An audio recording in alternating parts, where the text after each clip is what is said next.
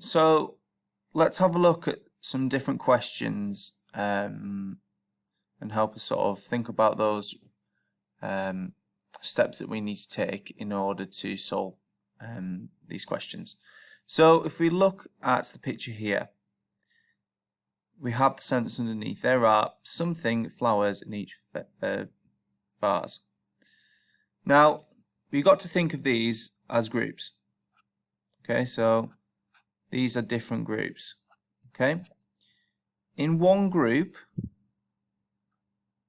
we are looking at how many flowers in each. Okay, so we've got 1, 2, 3.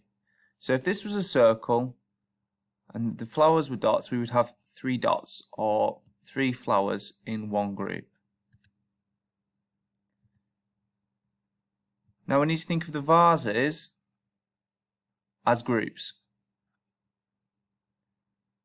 Okay, so we've got 1, 2, 3, 4 vases or 4 groups. They are all equal because each of them have got 3 flowers in. Okay, so there are 1, 2, 3, 4 equal groups of 3 because there are 3 flowers. Okay, when it said here there are something equal groups, I know we sort of looked at how many flowers were in each first, but you're saying the 4 equal groups are the vases, so 1, 2, 3, 4 of, and in the group or in the vase there were 3.